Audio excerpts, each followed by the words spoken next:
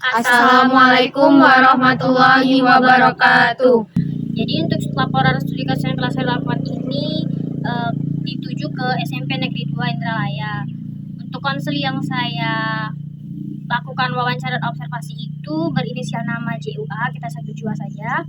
Jadi Jua ini bersekolah di SMP Negeri 2 Indralaya dan duduk di kelas 8, lebih tepatnya itu 83. Jua ini tinggal di Desa 5 Dusun Pulau Semambu. Memiliki satu saudara laki-laki yaitu adik. Orang tuanya, ayahnya bekerja sebagai petani sayur dan ibunya sebagai ibu rumah tangga. Untuk keseharian Jua ini, sehari-hari ia dijemput dan diantar oleh orang tuanya. Jika tidak sempat, maka ia akan menaik angkutan umum seperti angkot. Lalu untuk kasus dari Jua ini adalah membawa rokok ke sekolah.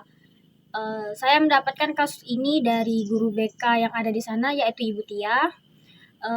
Ibu Tia merujuk saya untuk melakukan observasi dan wawancara kepada Jua ini karena telah beberapa kali kepergok membawa rokok dan merokok di sekolah, di WC sekolah.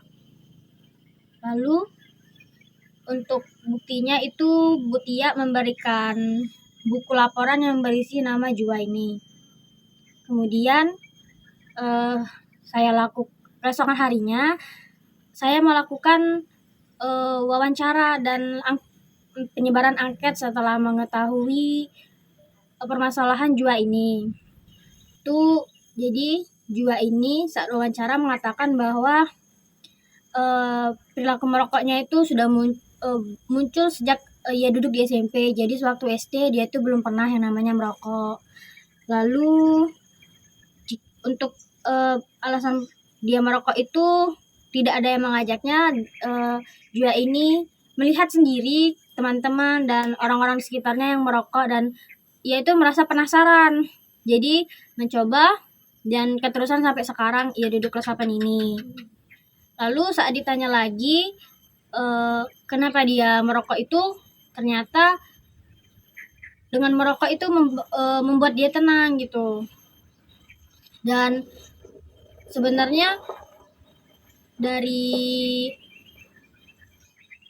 perkataan yang diucapkan oleh Jua kemarin, dia itu melampiaskan hal-hal amarah seperti emosi itu ke merokok karena dia itu di rumah sering dimarahi gitu. Jadi karena dia tidak bisa membalas, dia melampiaskannya ke merokok. Lalu untuk prestasi akademiknya itu Jua ini termasuk anak yang lumayan pinter. Dia masuk peringkat 3 besar sewaktu kenaikan kelas 8 kemarin, jadi saat kelas 7. Terus juga dia suka pelajaran agama dan bahasa Indonesia. Dia tuh suka pelajaran yang kayak banyak bahan-bahan materi gitu, bacaan gitu. Tapi kalau untuk pelajaran matematika dia tuh kurang karena menurut dia agak sulit, tapi bisa gitu. Jadi untuk kondisi kesehatan Jua ini terbilang sehat dan tidak ada penyakit bawaan ataupun penyakit yang sedang diderita. Untuk dukungan keluarga ini, Jua memaparkan bahwa dia itu kurang mendapat dukungan dari keluarga karena ayah ibunya itu lebih berfokus kepada adiknya. Waktu bercerita kemarin, menurut Jua, ayah ibunya itu lebih bangga sama adik lelakinya itu karena menurut orang tuanya itu adik laki-lakinya itu lebih pintar daripada dia. Padahal Jua ini tuh termasuk anak yang pintar karena mampu meraih ranking 3 besar gitu kan. Pernah suatu ketika Jua itu bercerita waktu wawancara kemarin, dia itu menunjukkan hasil belajar dia yang mendapat nilai 100 gitu kan. Terus dijawab sama orang tuanya kayak yang membuat hati Jua itu agak kecewa gitu kan. Jadi sejak saat itu Jua itu tidak pernah lagi menunjukkan hasil belajar dia ke orang tuanya gitu. Lalu untuk stabilitas emosi Jua ini dia mengatakan bahwa emosi dia itu cukup stabil. Namun saat dilakukan wawancara kemarin sepertinya Jua ini sedikit sentimental ya, karena beberapa kali waktu saya memberikan pertanyaan-pertanyaan wawancara itu si Jua ini menangis gitu. Dan juga sepertinya Jua ini anak yang tidak terlalu ambil pusing gitu, karena saat dia tidak didukung oleh keluarga dan dimarah orang tuanya tuh dia tuh tetap diam gitu. Tapi ya itu tadi resikonya, dia mengambil tindakan negatif seperti merokok. Untuk instrumen yang saya gunakan itu saya mengambil dari jurnal yang sudah siap pakai dari tesis dengan judul Efektivitas Restrukturisasi Kognitif untuk Mereduksi Perilaku Merokok Remaja. Lalu untuk intervensi yang akan saya berikan itu, saya berencana memberikan Jua ini konseling individu dan konseling kelompok. Untuk konseling individu dan kelompok ini saya menggunakan pendekatan behavioral. Kalau untuk konseling individu saya menggunakan teknik latih asertif, yaitu di mana latih asertif ini tuh kayak melatih agar si Jua ini bisa memberi ketegasan pada diri Jua agar tidak berperilaku merokok lagi. Dan juga saya memberikan teknik self control untuk mengontrol perilaku merokok, kebiasaan merokok dari Jua ini. Mungkin memang awalnya sulit untuk membuat dia berhenti, tapi paling tidak saya itu menginginkan untuk intensitas dia merokoknya itu menjadi perlahan-lahan berkurang gitu. Lalu untuk konseling kelompok itu saya menggunakan konseling kelompok karena ketika dilakukan wawancara kemarin bersama teman-teman saya yang lain itu juga ada yang mengatakan bahwa salah satu konseling teman saya itu kalau kadang mereka itu merokok tuh bersama dengan si Jua ini. Jadi menurut saya jadi bisa untuk saling membantu agar mereka tuh saling lepas dari perilaku merokok. Jadi untuk kesimpulannya dari hasil laporan kasus yang saya paparkan ini, saya berharap agar konseling yang saya lakukan observasi yang telah dirujuk oleh guru BK ini mampu mengurangi perilaku kebiasaan merokoknya itu sehari-hari. Dan juga agar si konseling saya ini, Jua ini, bisa melampiaskan emosi dan amarahnya itu ke hal-hal yang lebih positif lagi. Itu saja hasil laporan kasus dari saya. Jika ada pertanyaan, silakan. Izin bertanya, Hervina, dari pemaparan kasus yang telah kamu paparkan tadi, apakah orang tua Jua itu tahu kalau Jua selama ini itu merokok? Saya izin menjawab. Jadi saat dilakukan wawancara kemarin, Jua itu mengaku kalau orang tuanya itu tidak mengetahui kalau kebiasaan merokok dia tuh. Jadi memang dia tuh sudah sering dipanggil ke ruang BK karena merokok dan membawa rokok. Namun kayak terakhir, sebenarnya kemarin itu yang terakhir, kalau misal dia membawa rokok lagi, orang tuanya bakal dipanggil gitu. Jadi sampai sekarang orang tuanya tuh belum tahu kalau dia tuh merokok. Saya izin bertanya juga, Hervina. Lalu untuk siswa di sana itu hanya segerombolan teman-teman Jua saja atau dominan merokok juga? Oke, saya izin menjawab. Kalau dari hasil observasi saya kemarin ya, sepertinya anak-anak di sana itu rata-rata dan dominan itu berperilaku merokok. Karena dilihat dari buku laporan itu, kemarin juga ada 2 kan buku laporannya itu. Rata-rata kasus anak di sana itu kalau tidak berkelahi membolos merokok gitu. Jadi menurut saya rata-rata anak di sana itu memang dominannya tuh merokok, entah itu perempuan ataupun laki-laki. Oke, saya juga bertanya lagi. Hervina kemarin kan sempat melihat catatan buku dari yang diberikan oleh guru BK kan. Lalu apakah ada siswa yang berjenis kelamin perempuan juga yang terdeteksi merokok juga? Saya izin menjawab. Kalau dari hasil laporan kemarin, iya, ada.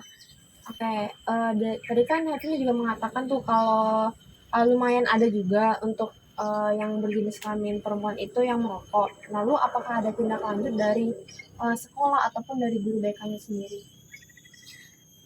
Untuk tindak lanjut dari guru BK-nya itu hanya sebatas pemanggilan ke ruang BK dan membuat perjanjian untuk tidak melakukan hal serupa. Jadi kalau untuk kayak membantu konseli saya dan anak-anak perempuan lain ataupun anak laki-laki yang merokok itu belum ada. Berarti dari Jua ini belum pernah mendapatkan layanan misalnya seperti bimbingan kelompok atau konseling kelompok atau yang lainnya, ya konseling individual itu belum pernah ya? Kalau dari hasil saya observasi kemarin itu belum ada. Mereka itu hanya mendapatkan layanan klasikal gitu, kayak dampak dari rokok itu apa, kayak jenis-jenis rokok itu apa. Tapi untuk penanganan dan pemberian layanan responsif itu mereka belum ada. Cukup. Baiklah, itulah tadi pemaparan hasil laporan studi kasus dari saya. Pada kesempatan kali ini saya akan memaparkan hasil laporan studi kasus yang sudah saya lakukan di SMP Negeri 6 Indralaya Utara. Nah, dari hasil wawancara yang sudah saya lakukan itu, saya mendapatkan konseli dengan inisial itu F. Nah, F ini adalah seorang laki-laki dengan usia 14 tahun. Nah, F ini juga merupakan anak kandung dari kedua orang tuanya. Nah, kemudian F ini anak kedua dari 3 bersaudara. Yang pertama itu kakaknya cewek, dan yang ketiga itu adiknya juga cewek. Selanjutnya saya juga menanyakan apakah F ini memiliki hobi tersendiri. Lalu F juga menjawab bahwa dia itu memiliki hobi dalam bermain sepak bola gitu. Nah, untuk alamat tinggal F ini sendiri itu dia tinggal di Jalan Sarjana di Timbangan 32. Nah, kemudian untuk sumber rujukan ini saya mendapatkan konseli ini atas rujukan dari guru BK di sekolah tersebut. Nah, namanya itu Bapak Oscar. Nah, Bapak Oscar ini merupakan salah satu guru BK di sana. Nah, kemarin itu juga sempat Bapak ini menunjukkan daftar buku di ruangan BK. Nah, terus Bapak ini memberikan kami si F ini untuk bisa kami konseli atau kami wawancarai. Nah, mengapa Bapak itu merujuk atau memberikan si F ini kepada kami untuk dilakukan tindak lanjut gitu? Karena permasalahannya itu berkelahi. Dia ini dia ini dominan berkelahi permasalahannya.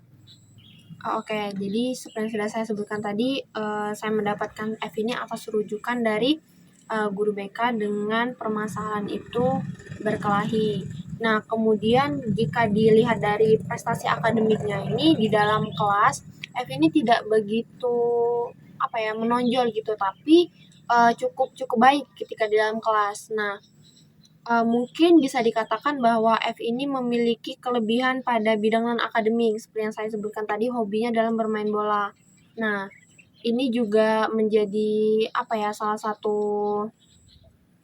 kelebihan yang dia miliki karena sudah pernah mengikuti turnamen ataupun kejuaraan tingkat kelasnya, tingkat sekolahnya. Nah, kemudian kondisi kesehatan yang dirasakan F ini dari hasil wawancara saya kemarin itu, F ini tergolong sehat karena dia tidak menyebutkan kalau dia tuh pernah ada sakit atau gejala-gejala yang sudah menjadi yang sedang diidap gitu.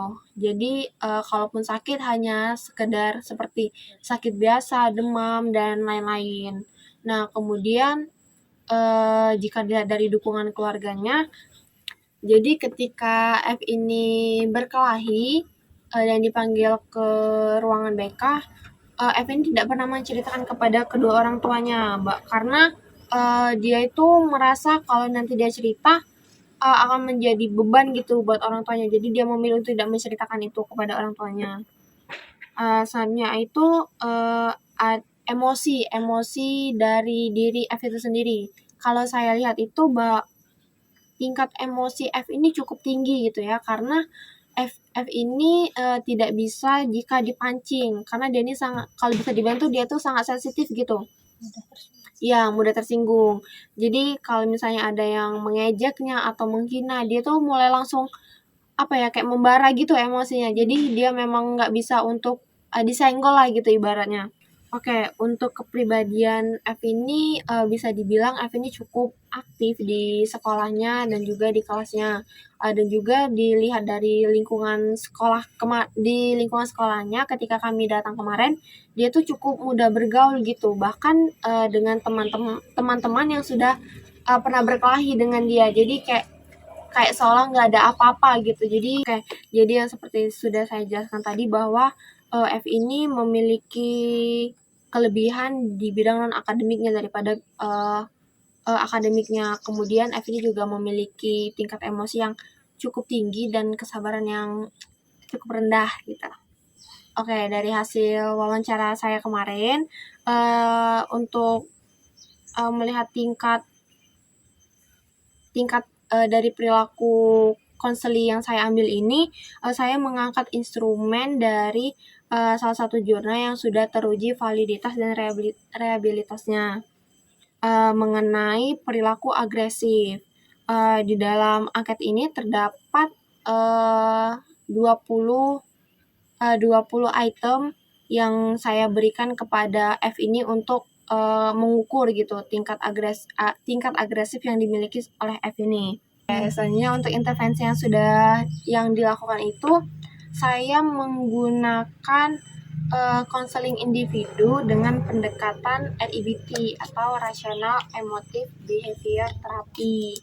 Nah, pada pendekatan REBT ini saya itu menggunakannya untuk mengukur tingkat emosinya, untuk perilaku dan kayak untuk mengetahui gitu tingkat emosi yang dimiliki dia itu seperti apa. Ya, untuk menilai tingkat agresivitas yang F miliki ini. Oke.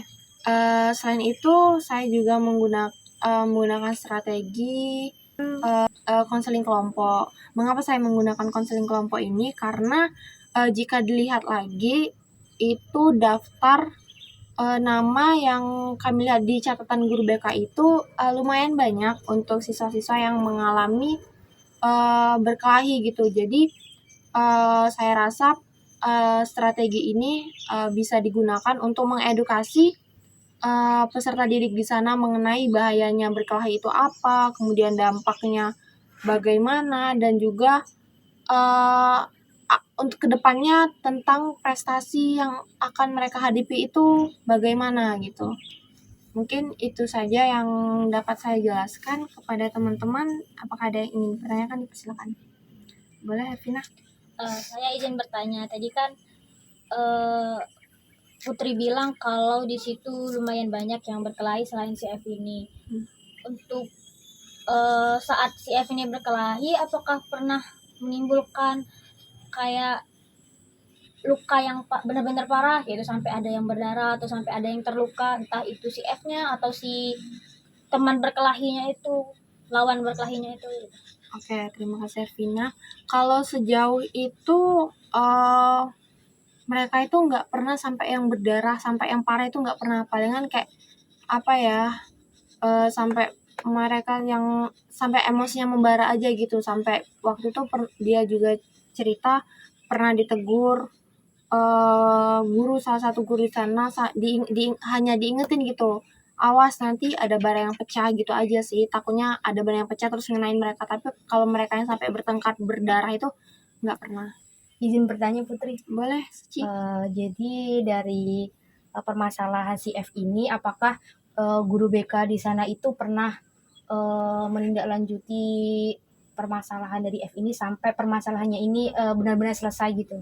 Kalau untuk tindak lanjut itu kemarin itu Bapak hanya bilang dan konsel itu bilang bahwa hanya sampai pemanggilan orang tua. Itu salah satunya orang tua. Kemudian mungkin langsung dari guru BK dan guru-guru di sana juga kayak langsung mengedukasi mereka gitu. Kalau misalnya nanti masih bertengkar, mungkin diberikan ancaman-ancaman sedikit seperti apa ya, kayak menakut-nakutin mereka gitu, bakal dipanggil orang tuanya lah, nanti bakal dikasih apa ya kalau bahasa DO gitu-gitu sih. Jadi untuk sejauh ini setelah kalian lakukan wawancara ini, apakah si F ini pernah berkelahi lagi gitu? Nah, untuk sejauh ini dari yang kami kemarin itu dia itu belum berkelahi lagi, karena yang terakhir kali dia berkelahi itu dibilangin kalau kamu berkelahi lagi nanti bakal dipanggil orang tua gitu. Jadi mungkin kami rasa juga setelah diingetin itu kayak dia tuh ngerasa takut gitu, makanya dia nggak lagi, belum lagi, nggak tahu kalau nanti gitu. Izin bertanya lagi Putri, Ya silakan. apakah si F ini memiliki teman dekat dan apakah jika iya, apakah teman-teman dekatnya itu juga pernah berkelahi atau ikut-ikutan berkelahi gitu? Oke, dari pertanyaan Suci tadi, kalau dari F ini sendiri, dari yang sudah kami amati kemarin, mereka ini memiliki teman dekat. Nah, dan juga teman-temannya itu juga apa ya, bisa dibilang teman-teman yang mereka berkelahi kemarin gitu. Jadi dia memiliki teman dekat, tapi ada juga temannya itu yang teman berkelahi dia kemarin juga gitu sih. Jadi kayak setelah berkelahi itu mereka temenan gitu. Jadi mereka tuh kayak uniknya di sekolah tersebut itu dominan itu mereka itu pemicu awalnya berkelahi itu karena awalnya ejek-ejekan sama orang tua. Nah kan zaman-zaman SMP gitu kan, Iya. ejek-ejekan nama orang tua disebut-sebut gitu. Nah mereka tuh mulai terpancing dari situ karena mereka itu nggak senang gitu kalau misalnya nama orang tuanya digituin. Tapi setelah itu baikan lagi gitu. Aku juga sempat nanya, terus kalau baikan kalian gimana? Kalau misalnya mereka ngajak baikan, ya baikan. Tapi kalau misalnya enggak, aku belum. Nah tapi sejauh ini mereka tuh kayak saling baikan gitu. Jadi kayak ya langsung apa ya, kelar gitu. Jadi seperti pada umumnya berkelahian anak SMP pada Iya, umumnya gitu iya ya. betul. Permasalahannya tidak Ah, berkepanjangan. iya. Tapi intensitasnya lumayan sering. Iya, betul. Cukup. Oke, terima kasih teman-teman, Bapak Ibu. Itulah tadi hasil laporan sudah saya paparkan. Selanjutnya pemaparan terakhir akan disampaikan oleh Suci Anggraini. Kepada Suci dipersilakan. Baik, terima kasih kepada teman-teman. Di sini saya akan melanjutkan pemaparan laporan yang telah saya lakukan. Jadi, saya itu melakukan observasi dan wawancara di SMP Negeri 2 Indralaya Utara. Di sini saya mengambil konseli yang berinisial R, usianya yaitu 14 tahun, dan dia itu berjenis kelamin laki-laki. Nah, dia ini memiliki adik dan dia merupakan kakak, jadi dia itu 2 bersaudara. Nah, alamat tempat tinggal dia itu di Pulau Semambu. Jadi konseli R ini saya dapatkan dari hasil rujukan guru BK di SMP 2 Indralaya Utara tersebut. Nah, guru BK di sana menunjukkan daftar-daftar nama-nama siswa yang pernah mengalami kasus-kasus. Nah, jadi sesuai rekomendasi dari guru BK tersebut, guru BK itu merekomendasikan si R ini karena dia itu terlibat dalam perkelahian belum lama-lama ini. Jadi dari hasil wawancara dan observasi yang telah saya lakukan itu, dilihat dari kondisi fisiknya itu, R ini sehat dan tidak mengalami penyakit yang begitu serius. Mungkin hanya sakit-sakit ringan saja, dan itu tidak menimbulkan efek yang berlebihan gitu. Dari wawancara yang telah saya lakukan juga, keluarga dari R ini cukup memperhatikan si R karena dari yang telah dia katakan itu bahwa ibunya itu atau orang tuanya itu setiap kali dia pulang sekolah itu sesekali pernah menanyakan gimana kegiatan dia di sekolah, gimana apakah ada pekerjaan rumah atau tidak. Jadi keluarga dia itu cukup dibilang harmonis dan tidak pernah ada konflik-konflik gitu. Nah, dari stabilitas emosi si R ini, karena R ini sering berkelahi, jadi R ini memiliki emosi yang kurang stabil karena dia itu mudah terpancing, mudah emosi apabila mendapat misalnya ejekan atau perkataan-perkataan yang menurutnya itu menyinggung perasaan dia. Jadi dia itu termasuk orang yang kurang memiliki kesabaran gitu. Nah, untuk kepribadian si R ini, keseharian dia di sekolah itu dari hasil pengamatan saya itu dia cukup bergaul dengan teman-teman yang lainnya. Nah, namun dia itu memiliki 5 teman yang cukup dibilang dekat. Jadi kalau kemana-mana dia itu selalu bersama 5 teman itu. Tapi dia juga selalu berinteraksi dengan teman-teman yang ada di sekolahnya juga. Jadi tidak hanya dengan 5 orang itu saja. Dia itu juga orangnya cukup aktif dalam wawancara itu juga saya menanyakan kepada si R ini apakah 5 temannya itu juga ikut-ikutan berkelahi atau pernah melakukan perkelahian. Nah, si R ini menjawab ya, karena dari 5 teman itu ada beberapa yang juga ikut berkelahi. Nah, dan di situ dia itu pernah juga membantu dari teman-temannya itu untuk berkelahi. Jadi R ini berkelahi karena bukan dari dia awalnya dia memulai perkelahian, karena dia itu mendapat provokasi dari teman-teman yang lain, misalnya dari dari ejekan atau perkataan yang menyinggung yang dirasa menyinggung dirinya itu. Dalam observasi dan wawancara yang telah saya lakukan kepada si R ini, saya menggunakan skala pengukuran atau angket yang sudah tersedia dan sudah teruji kevalitannya, yaitu dari skala perilaku agresif dari Bass and Ferry tahun 1992. Instrumen ini berjumlah 29 item pertanyaan.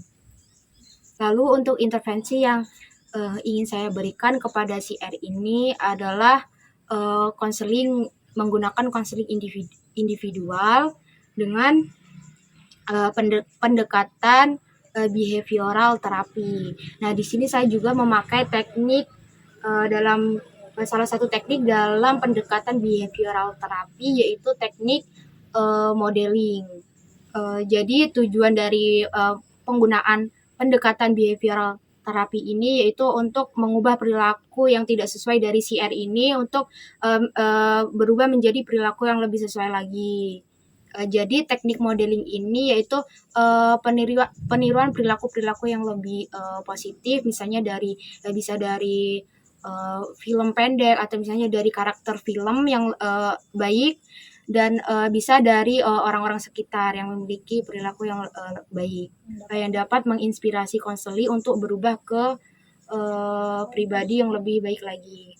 Mungkin itu saja pemaparan laporan observasi dan wawancara saya di SMP 2 Indralaya Utara. Apakah dari teman-teman ada yang ingin bertanya? Silakan kepada Hefina. Ya, jadi saya izin bertanya. Tadi Suci sudah menjelaskan bahwa teman-teman dari si R ini teman dekatnya itu ada 5 orang dan rata-rata temannya ini suka berkelahi.